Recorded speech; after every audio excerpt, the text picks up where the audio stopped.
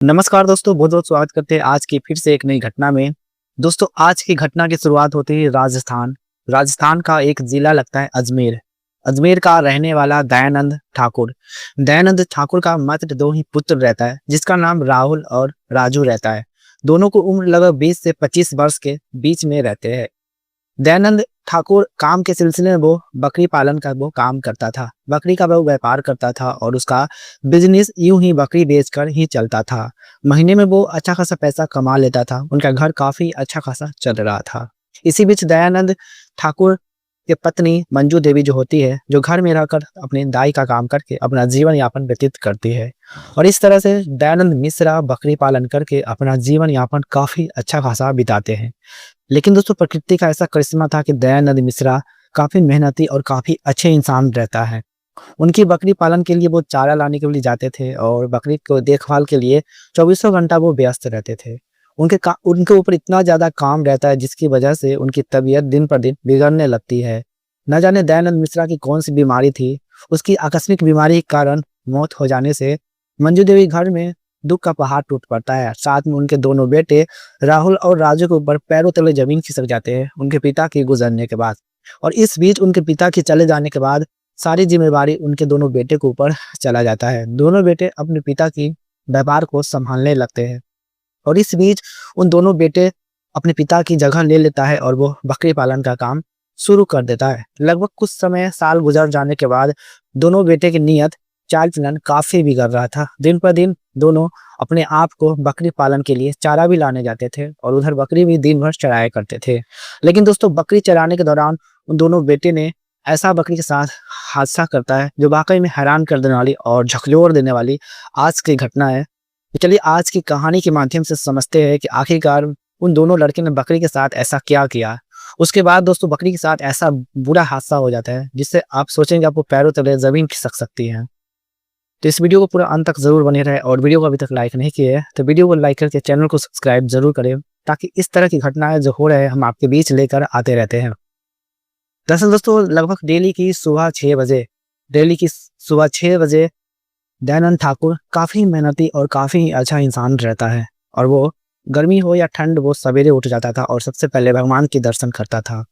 और उसका दिन का शुरुआत होता था अपनी बिजनेस बकरी के लिए। सबसे पहले वो खेतों की ओर चला जाता है। लगभग सुबह को वो खेतों की ओर चला जाता है और बकरी के लिए वो ढेर सारे चारा काट कर घर आ जाता है। लगभग 10-11 बजे वो घर आ जाता है। आ जाने के बाद बकरी के लिए कुटिया लगा देता है और बकरी के लिए खाना खिला देता है। सारा काम करने के बाद फिर शाम को वही रवैया रहता है। सुबह शाम दयानंद ठाकुर बकरी के लिए चारा लाने के लिए जाया करता था।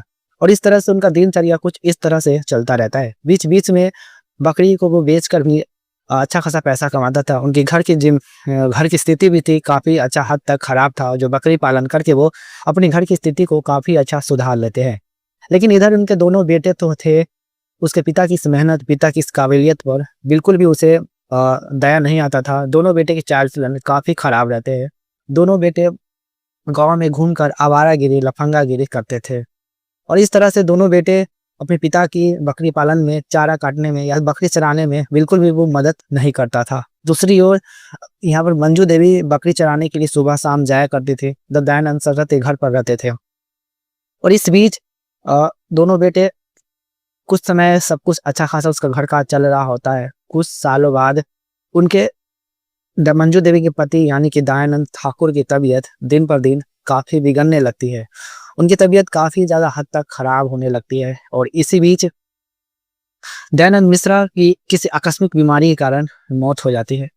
मौत हो जाने से राजू और राहुल के ऊपर पैरों तले जमीन खिसक जाते हैं।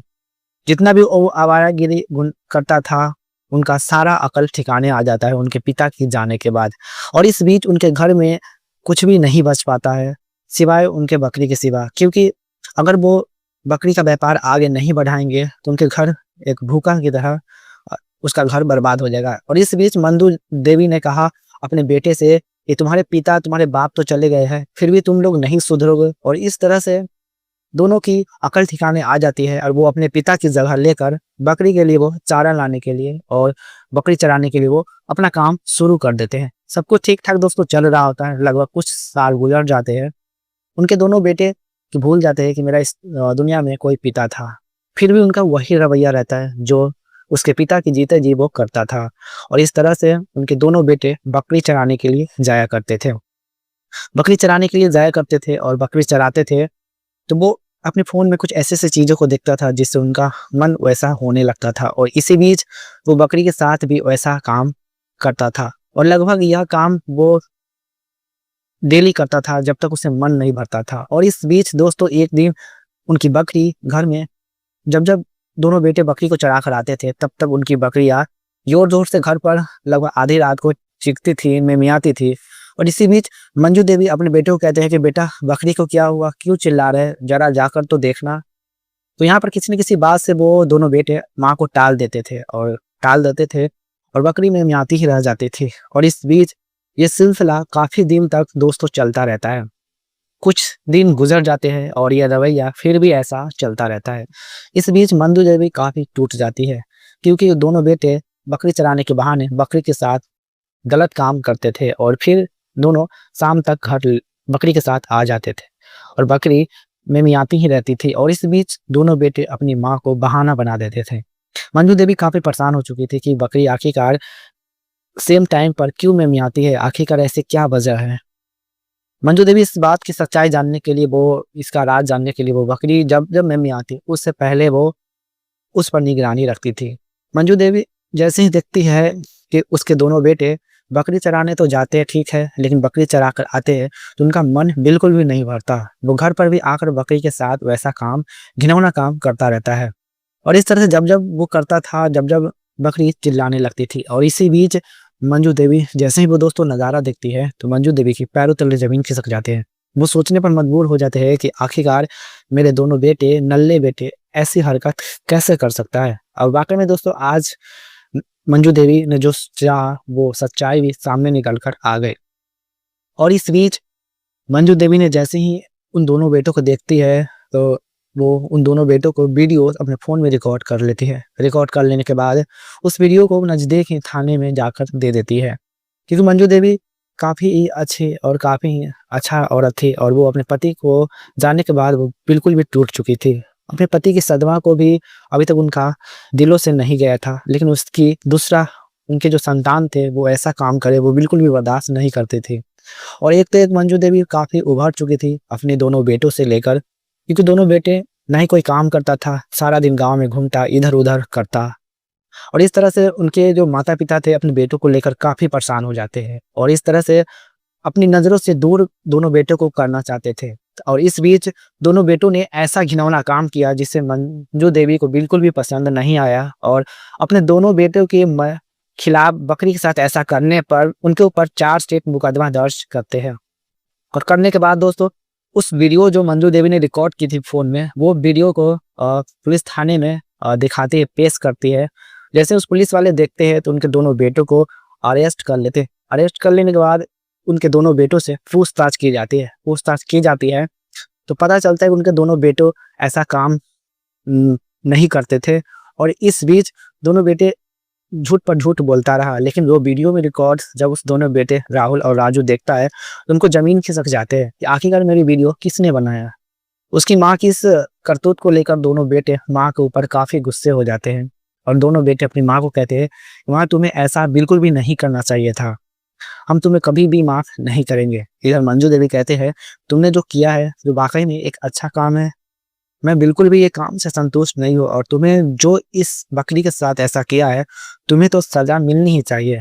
और इस तरह से माँ बेटे में काफ़ी बहस चलने लगती है। कुछ देर बाद उस पुलिस वाले दोनों बेटों को सलाखों के पीछे भेज देते हैं और इस तरह से मंजू देवी अपने दोनों बेटों से दूर हो जाती है और वो अपनी खुद से अपनी बकरी के साथ एक नई ज़िंदगी की शुरुआत कर देती है। दोस्तों यहाँ पर उनके दोनों बेटों को क्या सज़ा मिलनी चाहिए? कमेंट बॉक्स में हमें ज़रूर बताएं कि एक बेजुबान जानवर के साथ इतना बड़ा हादसा किया है और यहाँ पर उसकी जो माँ ने ये सही किया या गलत किया, कमेंट बॉक्स में हमें ज़रूर बताएं।